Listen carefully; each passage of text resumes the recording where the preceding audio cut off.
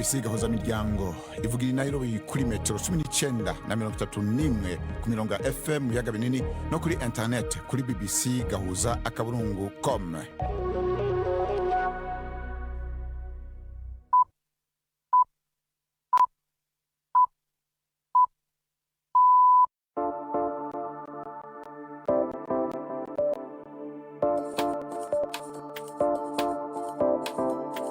Ubu ni isaha imwe n'igice z'ijoro i Nairobi, ni isaha 12 n'igice z'umugoroba mu Burundi no mu Rwanda.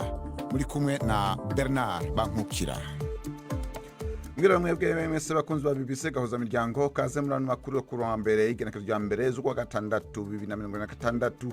Mu ncamake y'amakuru tugiye kwashikiriza, u Rwanda rwatsinzwe mu rubanza aho gwitwariye Ubwongereza kubijanye n'abimukira. Nabo mu bijanye n'amategeko, wabuzi icukwiye kwitwararika mu gihe uhamagawe n'inzego z'ubutungane. Umuntu atekereza ko kuba adafite amafaranga cyangwa se adafite umunyamategeko we uhoraho bivuze ko ubwo adafite uburenganzira bwo kunganirwa, ariko sibyo, kubera ko n'umuntu udafite ubushobozi bwo kwishyura afite uburenganzira bwo kunganirwa. Turabwira kandi yavugwa mu bijanye na cakiza ca Ebola kibandanya kirandagata aho muri Kenya bazindukiye imyerekano. Mu yandi makuru, mu mikino RSSB Tigers yanditse amateka yo kuba ikipe ya mbere y'u Rwanda yegukanye irushanwa rya basketball muri Afrika, naho Paris Saint-Germain yisubiza Champions League. Ayo nandi menshi ntabacike, Gendi Yves Bucyane.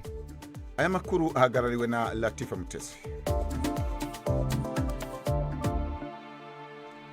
Idoni mukanya nyuma makuru avuga hirya no hino kw'isi dushikirizwa na Anne-Marie Niwemiza.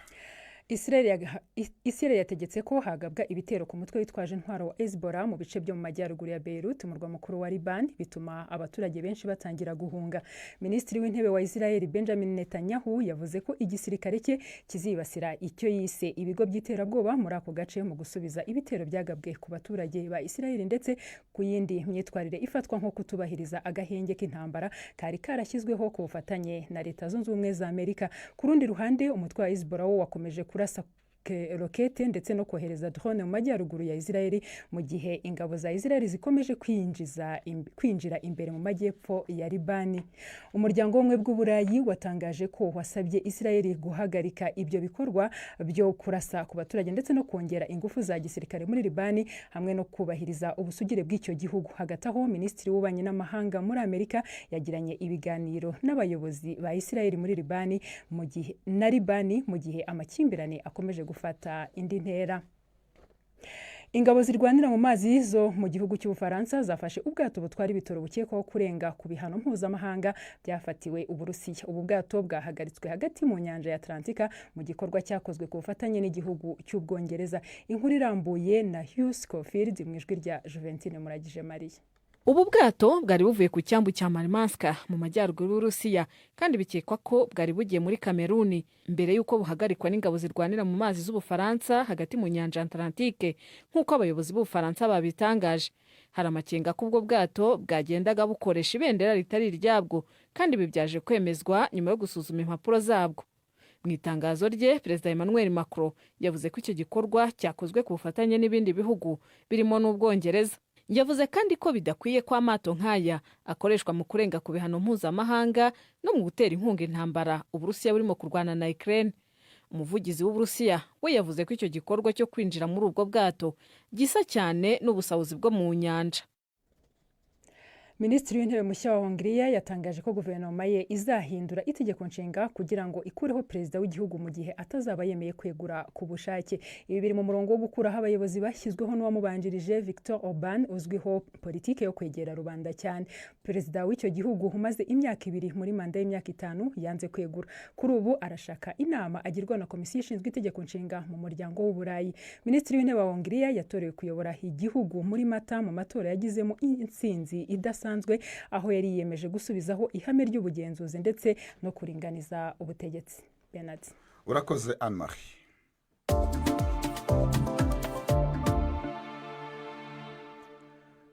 abantu batanu bari baranduye indwara ya Ebola bararekuwe mu bitaro mu buseruko bwa Repubulika ya Demokarasi ya Kongo mu gihe abajejwe amagara y'abantu bariko bongereza inguvu mu kurwanya iki kiza. Gushika ubu ikiza ca Ebola cateye mu buseruko bw'ico gihugu kikaba kimaze gutandukira n'igihugu ca Uganda, kimaze guhitana abantu barenga 200 mu gihe abakekwa kuba barayanduye barenga 1000. Inkuru ya Chansar Abimana. Abantu batanu bari baranduye indwara ya Ebola baramaze kurekugwa barataha bavuye mu bigo biri mu buseruko bwa Repubulika ya Demokarasi ya Kongo. Ivyo bikaba bitanga icizere mu bakozi bo mu gisata c'amagara y'abantu bariko barahangana n'iki kiza. Abaforomakazi 4 bararekuwe kuwa Mungu bava mu kigo kivura Ebola kiri Bunia, umugwa mukuru w'intara ya Ituri, inyuma yo gukira iyo ngwara. Uwundi muntu yakize yakorera muri laboratoire yari yarekuwe mu minsi mike iheze. Umuyobozi mukuru w'ishiramwe mpuzamakungu gita amagara y'abantu OMS yari yitavye ivyo birori vyo kubarekura. Yavuze ko abo bakiza ari ikimenyetso cerekana ko iki kiza gishobora gutsindwa. Abajejwe amagara y'abantu muri Kongo bavuga ko gukira kwabo kwerekana akamaro ko kumenya abanduye hakiri kare, kubitaho vyihuta no gukurikirana abo baba bahuye canke aho baciye. Hagati aho abategetsi bavuga ko abagwaye Ebola bemejwe bashitse ku bantu 282 inyuma yuko habonekeye abandi bashasha bayigwaye 19. Iki kiza gitegwa n'ubwoko budakunze kuboneka bwa virisi ya Ebola bwitwa bundi bujo, bumaze guhitana abantu bashika ku 246 kandi nta rukingo canke umuti vyemewe ko bigwanya ubwo bwoko bwa virisi biraboneka. Abagwayi benshi bamaze kuboneka bava mu ntara ya Ituri ari naho hatanguriye ico kiza. Nayo muri Brazil abategetsi b'amagara y'abantu nabo bariko barakora amatohoza ku bantu babiri bakekwa ko bashobora kuba baranduye Ebola inyuma yo kuva muri Kongo no muri Uganda. Mu kongera ubushobozi utwigoro two kuhangana n'iki kiza, ikigega mpuzamakungu cyo kwitegura no kugwanya ivyatuga vy'indwara Pandemic Fund caramaze kwemeza imfashanyo yihutirwa ishika ku miliyoni 220 n'ibihumbi 600 by'amadolari y'abanyamerika kugira gifasha ibihugu vyashikiwe n'iki kiza mu bikorwa vyo gukurikirana, gupima abanduye no gukomeza uburyo bwo kugihasha. Tukiri kuri iki kiza muri Kenya, abanyagihugu baba mu gisagara ca Nanyuki bavyukiye mu myiyerekano yo kwiyamiriza ivyo leta yabo ni Amerika baherutse kumvikana kubijanye n'umugambi wo kubaka ikigo cyo gutaramuriramo abanyamerika barwaye canke bakekwa ko bafise indwara ya Ebola. Abane mu myiyerekano bavuga ko batumva ingene abanyamerika batinya Ebola ariko bakabona ko ari bo boshobora kuyihangara. Inkuru ya Samba Cyuzuzo.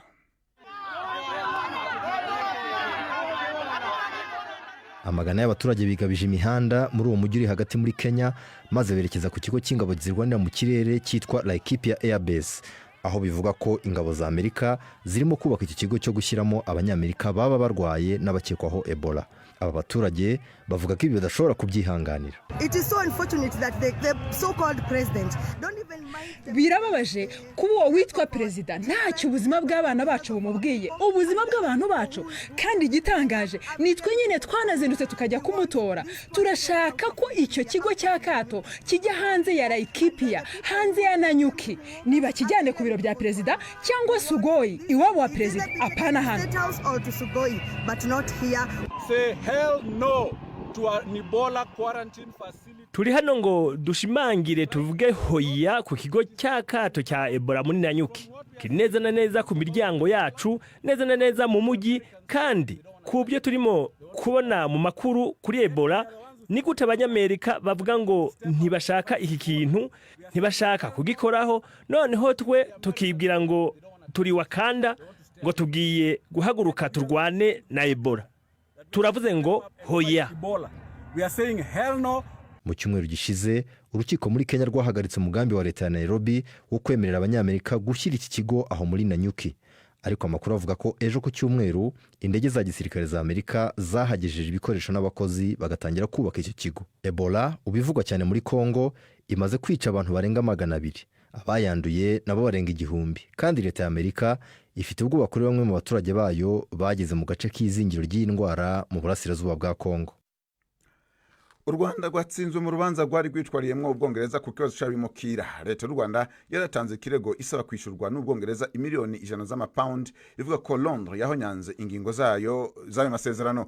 Muri ayo masezerano Ubwongereza bwari kurungika abimukira batararonka ivyangombwa byo kuba muri ico gihugu mu Rwanda, ivyari vyamirijwe namwe mashirahamwe mpuzamakungu nka ASER sentare y'ubwongereza nayo yavuze ko kurungika abimukira mu Rwanda bidakurikije amategeko. Inyuma yo kumvirizwa impande zombi, sentare mpuzamakungu y'ubuhuza irirahe mu Buholande yafashe ingingo ivuga ko ubwongereza budatezwa kwishura amafaranga, ikavuga ko atamasezerano iki gihugu ca honyanze. Vyinshi kuri inkuru tubibaze Anne-Marie Nwemiza. Yorandi Makoro, umuvugizi wa leta y'u Rwanda, ku rubuga rwa X yatangaje ko nubwo u Rwanda rwemera icyemezo cy'uru rukiko kandi rufata ikibazo nk'ikirangiye, rubona ko ibyatangajwe n'umwe mu bagize inteko ya ruriya rukiko bituma iki kibazo gifunguye ku myanzuro y'amategeko itandukanye. Mu mwanzuro wa ruriya rukiko, umwe mu bagize inteko yarwo Profesa Mohamed Abdel Wahab yavuze ko hashingiwe ku nyandiko y'amasezerano y'umwaka wa 2024 hari amafaranga miliyoni 50 z'amapaundi hakigomba kwishyurwa leta y'u Rwanda. Mu itangazo, urukiko rwavuze ko ku bwiganze bw'amajwi abacamanza bemeje ko ubwongereza butagomba kwishyura amafaranga u Rwanda rusaba kandi ko butarenze ku masezerano bwari bufitanye n'iki gihugu. Mu kumva abunganira ubwongereza bavuze ko leta nshya idakwiye kwishyura u Rwanda kuko byari byaratangajwe mbere ko uwo mugambi uzahagarikwa niharamuka hagiyeho leta nshya. Abunganira ubwongereza kandi bahakanye ko iki gihugu cyarenze ku masezerano bari barasinye mbere hagati y'ibihugu byombi. Uruhande rw'u Rwanda rwareze ruvuga ko ubwongereza bwanze gutanga amafaranga bwagombaga kwishyura muri ayo masezerano nk'uko byagombaga kugenda mu gihe habayeho kuyasesa. Umugambi wo kohereza mu Rwanda abimukira bavuye mu Bwongereza watangijwe mu mwaka wa 2022 ku gihe cy'uwari minisitiri w'intebe Boris Johnson, uwamusimbuye nawe aje akomeza kuwushyigikira ndetse anatangira kuwushyira mu bikorwa. Gusa kudatsinda amatora kwe mu mwaka wa 2024 kwatumye ibintu bisubirira udubi. Starmer watsinze amatora y'icyo gihe yahise atangaza ko ayo masezerano asheshwe kandi ko nta gaciro agifite. U Rwanda rwinubiye uburyo yasojwemo, ruvuga ko habayeho kurengera ku biyagize, ari naho rwahereye rutanga ikirego, maze umwanzuro w'urukiko wasohotse kuri uyu wa mbere usohoka wemeza ko u Rwanda rutsinzwe. Urakoze Anne-Marie.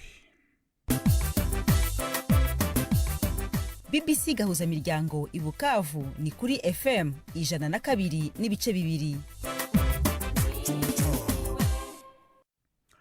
Uno munsi abanyagihugu ba Ethiopia biri mu matora, aho umugwi w'igihugu ujeje kwitegura atangaje ko ibibanza 143 vy'itora mu gihugu cyose bitafunguwe kubera ibibazo vy'umutekano, nk'uko umukuru w'uno mugwi Melateweke Hailu yabibwiye abanyamakuru. Yavuze ko ibibanza 50,188 vyuguruye ku gihe, no kuvuga isaha 12 z'igitondo, ariko amatora yaburabujwe mu bice bimwe bimwe vyo mu ntara za Amhara na Oromia, aho abasirikare ba leta basanzwe bahanganye imirwi y'inyeshamba. Inkuru ya Benjamin yo kwizerwa.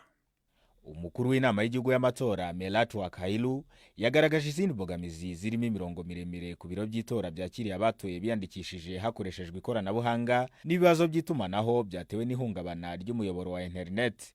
Yongeyeho ko hamwe na hamwe mu turere twa Benishangul n'akarere k'amajyepfo ashyira uburengerazuba muri Ethiopia batashoboye kubona amakuru mashya ku biro by'itora hifashishijwe umuyoboro wa telefone. Mu bice byinshi by'igihugu ibikorwa byo gutora byatangiye kare mu gitondo, uretse mu karere ka Tigre no mu duce tumwe two mu karere ka Amhara.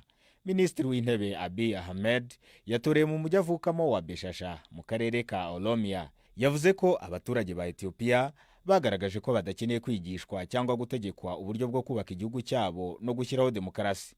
Yavuze kandi ko imyaka 5 iri imbere izarangwa n'impinduka zikomeye mu mateka y'iki gihugu, nk'uko tubikesha ibiro ntaramakuru Reuters. Aya matora rusange ya 7 abaye mu gihe igihugu kiri mu bibazo by'umutekano muke mu turere twa Oromia na Amhara, n'amakimbirane ya politiki akomeje hagati ya guverinoma y'igihugu n'umutwe wa TPLF utegeka akarere ka Tigre. Intara ya Tigre imaze imyaka mu ngaruka z'intambara kandi ituwe n'abaturage barenga miliyoni 7, yongeye gusigara inyuma mu matora y'igihugu ku nshuro ya 2 yikurikiranye.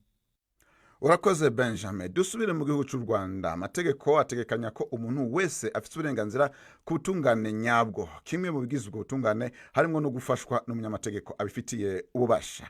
Naho biruko hari bamwe bahamagarwa n'inzego z'amatoza ku vyaha, ubushikiriza amanza canke sentare bakagenda batitwaje abunganira. Mbega byo beva kuki? Ingaruka ku muntu nizihe? Mugenzi wacu Anne-Marie Nwemiza yaganiriye n'umunyamategeko Ibambe Jean Paul asanzwe afasha abantu mu manza, atangura mubaza uburenganzira uwahamagajwe n'izo nzego bafise n'ukuntu akwiye kwigenza.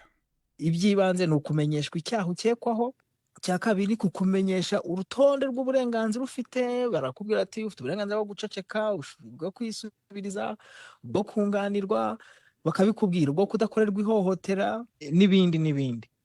ariko icyambere ni ukumenyeshwa icyo ukekwaho cyangwa se ukurikiranwaho. Mu buryo bw'amategeko y'u Rwanda se iyo umuntu ahamagawe nk'uko nguko aba akwiye ubundi kubigenza ati? Icyambere navuga ngo ugomba kwihutira gushaka umunyamategeko. Iyo udafite ubushobozi, amategeko akwemerera ko ushobora no gushaka ukunganira ku buntu, ndetse hari aho bigera byaba ngombwa ukaba wanamenyesha urugaga cyangwa se n'umugenzacyaha cyangwa umushinjacyaha ufite dosiye yawe, ukaba yamenyesha urugaga kugira ngo haboneke ukunganira, kabone naho waba udafite ubushobozi. Icya kabiri ni ukwitaba kandi ku gihe. Iyo yagerageje kuba umuntu navuga ngo uboneka uri koperative, baramuhamagaye yabonetse ku gihe, ntabwo yagoye ubutabera, biba imwe mu mpamvu ishobora kuba yatuma kabone naho waba uri gukurikiranwa ariko badahita bagufunga. Uti umuntu aba agomba kwitaba kandi akitaba ku gihe. Ukongera uti umuntu aba agomba kandi mu gihe ahamagawe guhita ashaka umunyamategeko. Ariko iyo turebye mu buzima bw'abanyarwanda bwa buri munsi, ntabwo abantu bagira abanyamategeko bahoraho. Bivuze ngo bisaba kumushaka, kandi kumushaka bisaba kumwishyura. Ibyo bintu mubihuza mute se? Umuntu kuba adafite umunyamategeko ahorana bishobora kumugora mu gihe adafite ubushobozi, ariko kandi nanone agomba kwitaba ku gihe. Inshuro zose nagiye mbona abantu wenda bahura n'icyo kibazo cy'uko batarabona umunyamategeko ariko bakabimenyesha. Ubu uragenda ukitaba ukabwira ariko simbazwa ntafite umunyamategeko, mureke njye kumushaka. Urumva uba witabye, bakaguha umwanya wo kujya gushaka umunyamategeko kuko n'uburenganzira wemererwa n'amategeko. Ni uko nguko navuga ngo tubihuza. Uyu munsi biterwa n'iki ngo abantu bisange mu nzego z'ubutabera cyangwa n'ubugenzacyaha nta mwunganizi bafite? Ikibazo cya mbere kibitera mbona ari ubumenyi bukeya ku burenganzira abantu bafite. Umuntu atekereza ko kuba adafite amafaranga cyangwa se adafite umunyamategeko we uhoraho bivuze ko ubwo nyine ubwo adafite uburenganzira bwo kunganirwa, ariko sibyo. Kubera ko kurikije uko amategeko dufite mu Rwanda ameze, n'umuntu utishoboye udafite ubushobozi bwo kwishyura afite uburenganzira bwo kunganirwa, kandi hari uburyo ubwo burenganzira abubona. Nk'urugaga nk'ubu ngubu mu rugaga rw'abavoka dufite inshingano yo kunganira byibura ku buntu abantu 2 mu mwaka. Icya kabiri navuga ngo kutita ku bintu. Hari igihe umuntu aba atekereza ngo aka ni akabazo gatoya ngo nta kibazo ngo nabyisubiriza, hariho n'uvuga ngo nakwiburanira, ariko mu by'ukuri burya ni amakosa akomeye cyane kuba wajya ugahagarara imbere y'umucamanza cyangwa se ukabazwa imbere y'umugenzacyaha, umushinjacyaha utunganiwe. Hariho n'ababikora rwose bafite ubushobozi, atakibazo ngo ikibazo cy'ubushobozi, afite ubushobozi ariko yumva ko bitari ngombwa, yumva ari akantu gatoya. Ariko nyamara buryo uko dosiye itangiye, uko utangiye wisobanura, nibyo bizaguherekeza kuzageza igihe uzajya kuburanisha noneho urubanza mu mizi, ukatirwe cyangwa se ube umwere. Hanyuma maître, bigira izihe ngaruka kuba wakwitaba inzego z'ubugenzacyaha cyangwa se z'ubutabera muri rusange udafite umuntu ukunganira? Urakoze. Ni ukuvuga ngo hari ibyuzi byabaye fact, ariko uburyo bisobanuramo ushobora gushiduka urimo urishinja icyaha kandi mu by'ukuri wenda nta n'icyo wakoze. Icyo ni icya mbere. Icya kabiri, hari igihe uzi ko kuba warakoze ikintu ugomba guhita ukiryozwa pe burundu, ariko mu by'ukuri ushobora gukora ikintu ariko ugasanga hari ibindi bintu umuntu w'umunyamategeko wabyigiye ubizi ubikora ashobora kugaragaza uburyo kikabone n'ubwo wabikoze udashobora kubiryozwa kubera wenda ibindi bintu bisabwa mu rwego rw'amategeko bidahari. Ikindi, burya iyo wunganiwe bizamura amahirwe yawe yo kumenya uko ugomba gufatwa mu gihe urimo urakurikiranwa. Tuvuge niba itegeko rivuga ko ukurikiranweho icyaha ihama ari uko akurikiranwa adafunze, ntabwo ari buri wese uzi izo mpamvu. Tuvuge tugeze mu bintu by'ingwate, mu bintu byo gutegekwa mesure judiciaire, gutegekwa wenda kutarenga ahantu runaka, wenda wafatira ibyangombwa byawe, utanga ingwate, uzana umwishingizi. Ese ibyo ni ibintu abantu b'abanyamategeko baba bafiteho ubumenyi n'uko bigenda n'ibisabwa kurusha uko umuntu w'umuturage usanzwe utarize amategeko abizi, abisobanukiwe ndetse yanabisaba. Uyu rero yari umunyamategeko Jean Paul Ibambe yaganira na Anne Marie Niyomiza. Ubona turahonje ku runana rw'ejo.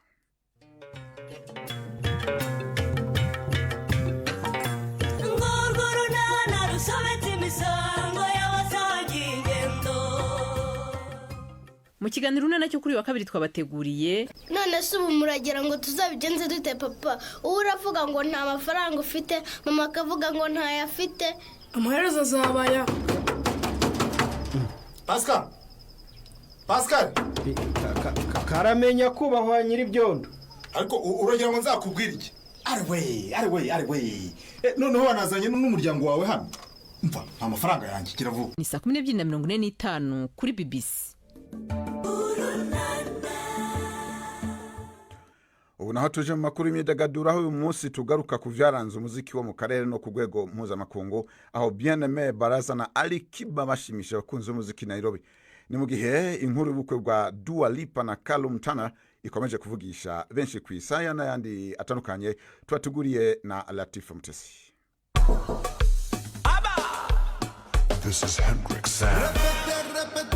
Nyuma yo gutaramira i Kigali mu Rwanda kwa gatandatu, umuhanzi w'icyamamare mu karere Bien-Aimé Baraza wo muri Kenya ku cyumweru nijoro yabonetse mu gitaramo gikomeye i Nairobi muri Kenya aho yagihuriyemo n'ikindi cyamamare cyo mu karere Ali Kiba wo muri Tanzania. Mu mwambaro wa gisirikare n'ingofero nk'iya Mobutu Sese Seko, Bien yaririmbye mu buryo bwa live bwashimishije benshi mbere yuko bishima kurushaho ubwo Ali Kiba yazamukaga kamusanga kuri stage ibintu bikarushaho gushyuha. Bien na Kiba bahise bahuza cyane kandi baririmbana indirimbo finale bahuriyeho n'abandi ikunzwe cyane muri iki gihe mu karere ka Afrika y'Iburasirazuba.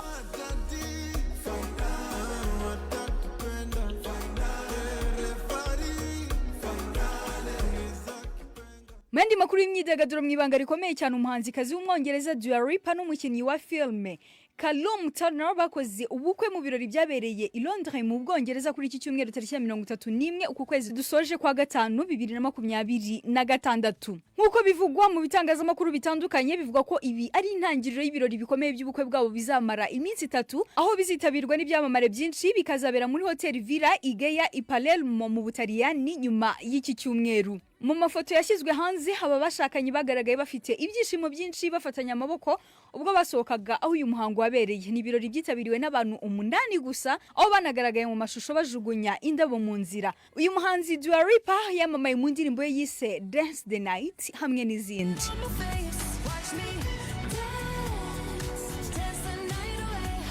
Dua Lipa yatangiye kuvugwa mu rukundo na Callum Turner wamamaye muri filme Eternity mu kwezi kwa mbere umwaka wa 2024. Icyo gihe byatewe nuko bombi bagaragaye bari kumwe mu birori byabaye nyuma y'ibyerekaniwemo filme yitwa Master of the Air i Los Angeles muri Amerika. Byanavuzwe cyane ko Callum Turner yamwambitse impeta y'urukundo mbere y'amezi make mu kwezi kwa gatandatu umwaka ushize.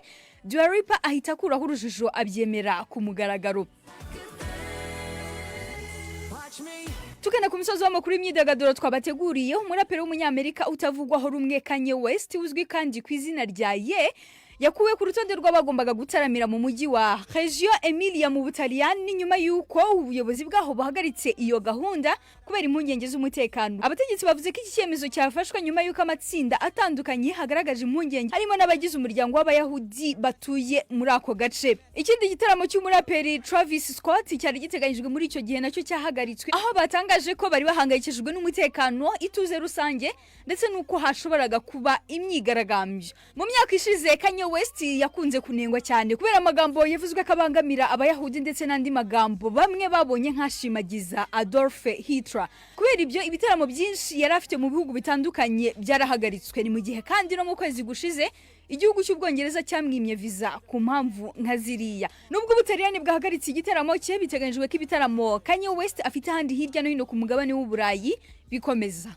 Latifa Mutesi, BBC Gahuza Miryango, i Nairobi. Nuko rero urakoze Latifa. Ku isaha 12:53 imugambazi mu Rwanda cyo kimwe no mu rya Rusera mu Burundi. Twakire ibyo bucana n'amakuru y'inkino.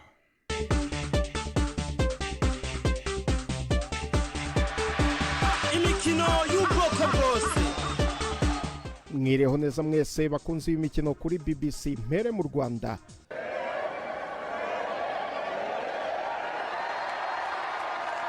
Mu kibuga cya BK Arena abafana n'abakinnyi ba RSSB Tigers bishimira igikombe cya mbere cya Basketball Africa League ikipe y'u Rwanda yegukanye nyuma y'imyaka 6 y'imikino itangiye.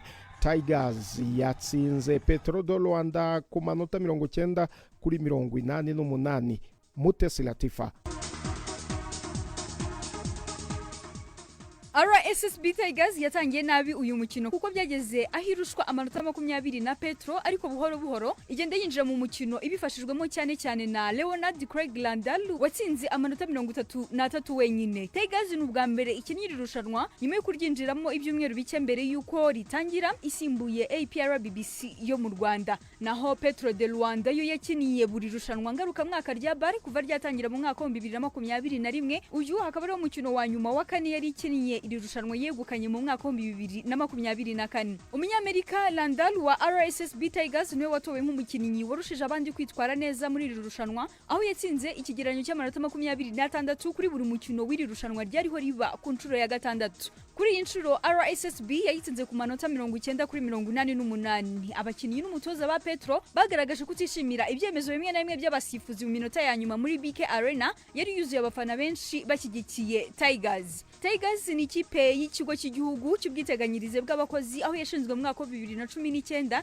ariko iki kigo cyifata mu myaka 2 ishize ihita yongera RSSB ku izina ryayo, hinaba ikipe ibasha kuzana abakinnyi barimo n'abavuye muri Amerika. Naho Petro de Rwanda ni ikipe y'ikigo cya leta ya Angola cy'ubucukuzi n'ubucuruzi bw'ibitoro, akaba ari imwe mu makipe ya basketball akuze muri Afrika kuko yashinzwe mu myaka irenga 45 ishize. Basketball Africa League ni irushanwa ry'amakipe yabaye ya mbere mu bihugu byayo muri Afrika, riterwa inkunga na shampiyona ya NBA yo muri Amerika hamwe n'abandi bashoramari barimo na leta y'u Rwanda. Rigamije kugaragaza impano umugabane wa Afrika ufite muri basketball, gushaka abakinnyi bashobora kujya muri NBA ndetse no kwagura kurushaho uyu mukino w'abanyamerika muri Afrika.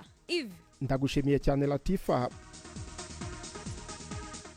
Tujye ku mugabane w'Uburayi, abakunzi ba Paris Saint-Germain baracyari mu byishimo byinshi ko iyi kipe yongeye kwisubiza igikombe cya Champions League itsinze Arsenal. Arsenal yatakaje igikombe ariko yinjiza gatubutse. Benjamin niyo kwizerwa.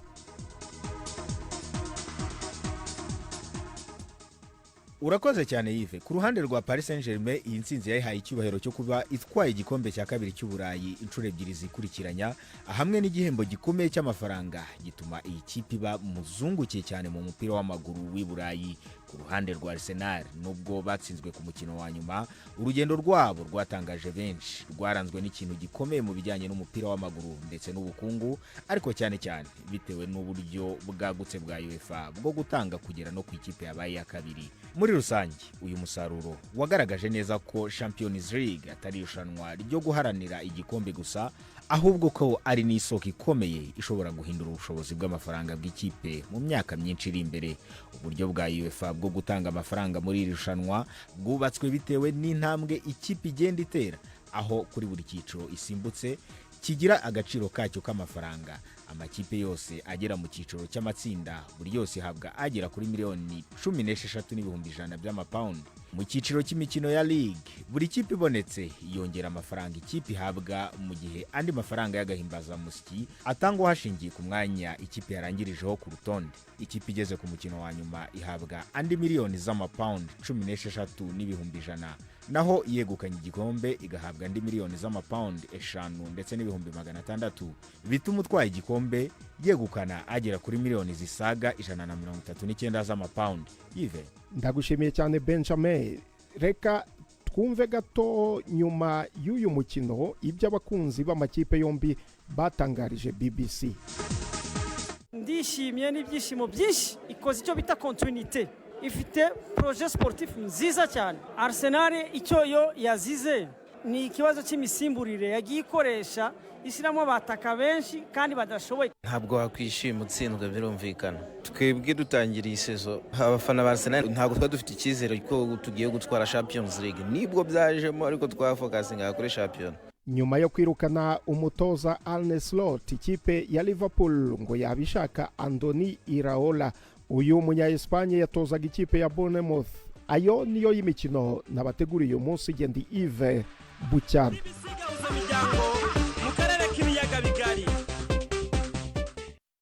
Urakoze Yves Bucyana.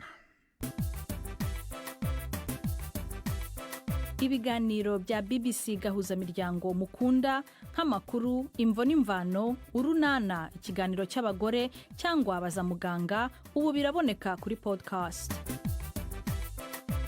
Jya kuri bbcgahuza.com maze ushake ahari podcast. amakuru yose y'uko podcast ikora n'uko wayishyira muri telefone yawe byose urabihasanga. ni naho rero turangije amakuru yacu kuri uno wa mbere yarahagarariwe na Latifa Mutesi, muhinga bw'ibyo Mari Herbert Masuwa, Bernard Bankukira nabashikirije nk'abandi abashimiye ndabipfuriza kuranirwa muherereye hose.